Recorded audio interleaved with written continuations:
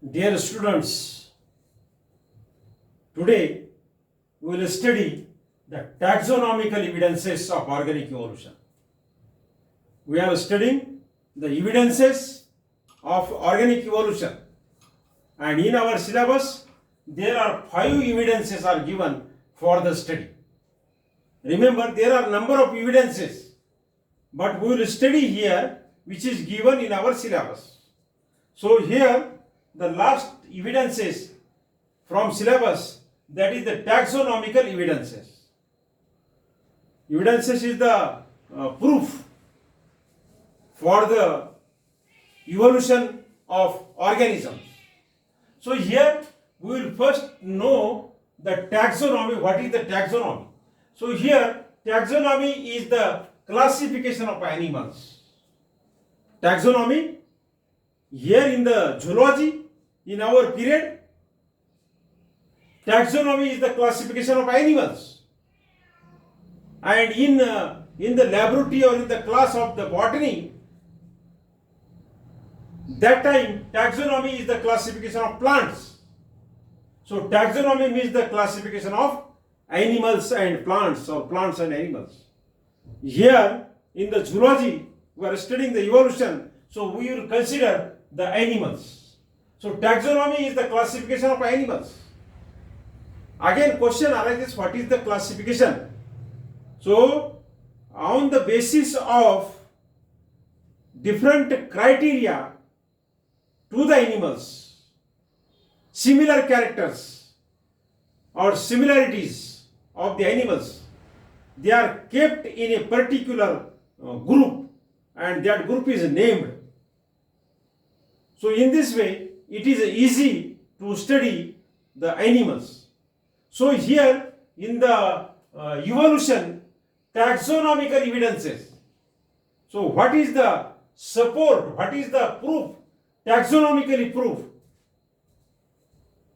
for the evolution of organisms, evolution of animals? So a way to understand the animal diversity. This taxonomy is a way to understand the animal diversity. Again question arises, what is the diversity, animal diversity? So it is just like the biodiversity, means distribution of the life on the different regions of different parts of our earth in different environments. That is the diversity of animals, only animals.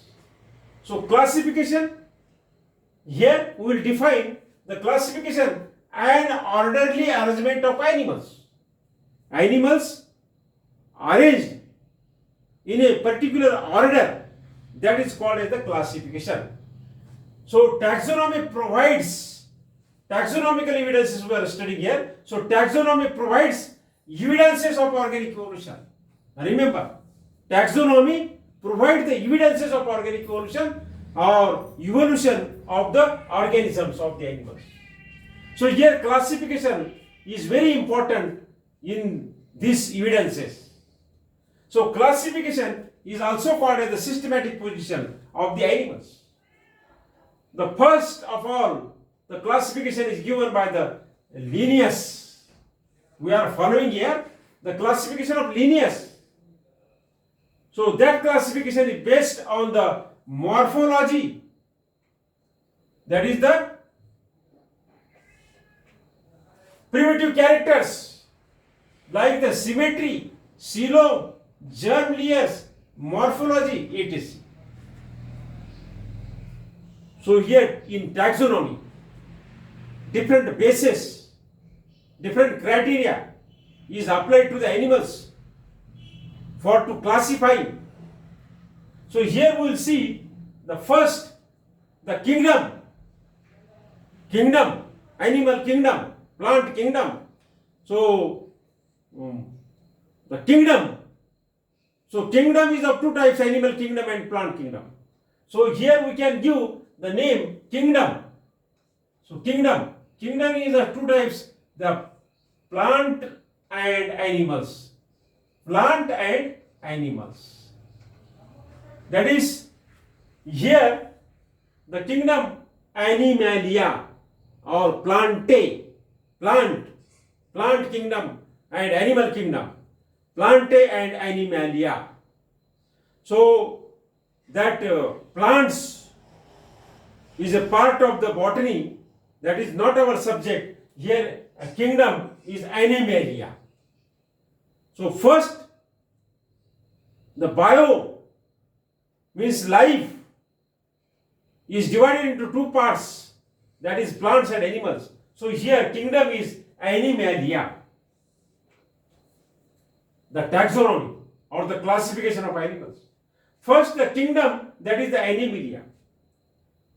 Then animals are further divided into two major groups. One group is animals without bones, that is called as the non-chordates. Here the group non-chordates, and another one, that is the chordata or chordates. It means animals with bones. So Animalia is further divided into two major groups. One is the animals without bones and another one is the animals with bones. हाडे असणारे प्राणी आणि हाडे नसणारे प्राणी, असे दोन group त्याचे पडलेले. Then this non-chordata or chordata further divided into different phyla or different phylums. You know phyla. The first phylum of animal kingdom is a protozoa. Second phylum is a porifera. Third one is the coelenterata. Then Platyhelminthes, Nemathelminthes, Annelida, Arthropoda, Mollusca and Echinodermata. So these are the 9 different phylums of the non-chordata, animals without bones. After that Echinodermata, there is one group, that is a hemichordata, and that is the confusion for the scientist also. आपल्याला तो confusion होणारच आहे, पण scientist सुद्धा confuse झालेले आहे about the हेमिचॉर्डेटा.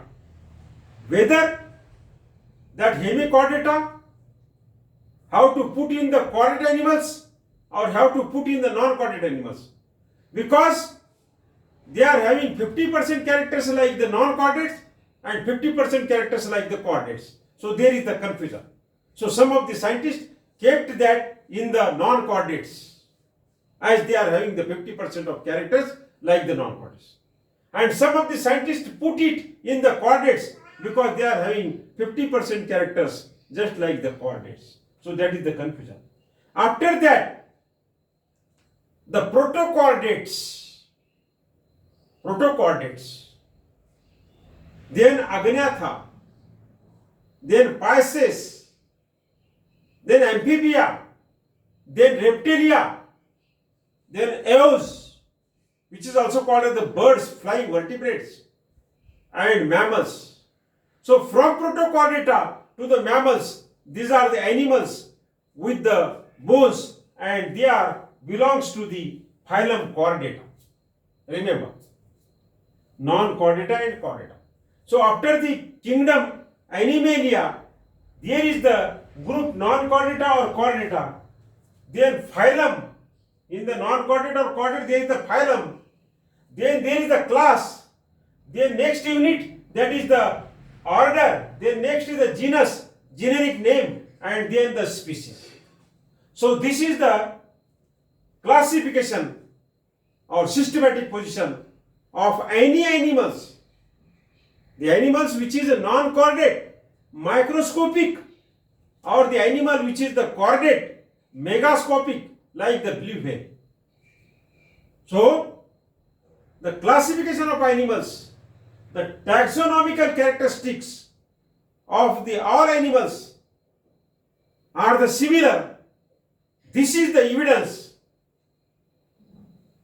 of organic evolution. Today's complex multicellular animals are evolved from the simple and single cellular animals. This is the taxonomical evidences to the organic evolution. Remember, taxonomy is very important in the evolution because taxonomically all the characters are present in all the animals from kingdom up to the species, the last unit here. So generic name is one and species may be number of. After the species, again varieties are there. Binomial classification. In binomial classification, there is the genus and species. And in the trinomial classification, there is the genus, species and some subspecies with the name of scientists. So dear students, here in this classification, again something is remain. We have taken the kingdom Animalia, group non-chordata or chordata, phylum, class, order, genus and species. But there is the super classes. After the class, the super classes, super orders. These are also there in the classification. Similarly, there is also subphylum, subclass, suborders. These are also belongs to the classification or systematic positions. Dear students, here you remember animals are also classified on the basis of their living place, their habitat. So animals are classified as terrestrial animals, those living on land. Animals, those living in water, they are called as the aquatic animals. The animals, those living on the trees, they are called as the arboreal animals. Or the animals, those are found in the ears, they are called as the aerial animals. So terrestrial, aquatic, arboreal or aerial, so these animals are also classified on their living places. Similarly, animals are also classified on the basis of the production of new ones, that is reproduction. As by oviparous giving the eggs, laying the eggs, or viviparous direct giving the birth to the young ones.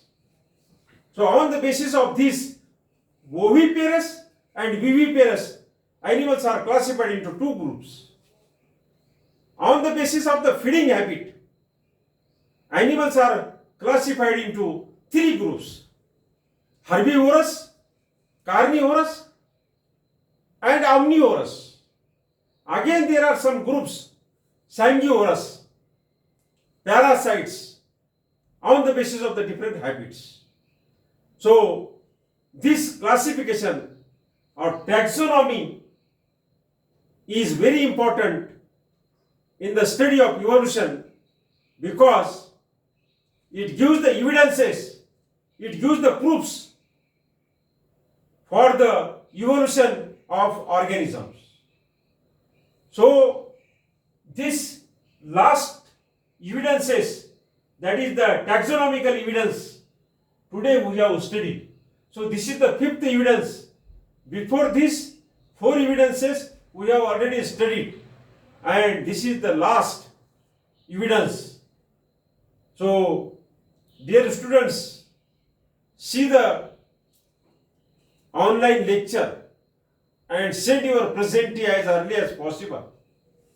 And daily we will arrange one period online, and that period is on YouTube.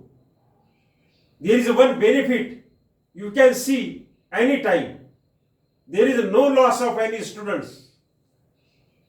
In Google Meet, the students which joined, so they can only in the benefit, and those are not joined, they have no chance to see the period or to listen the period. So that's why I am arranging the period on YouTubes. So dear students, attendance is very important. You immediately send your attendance as early as possible.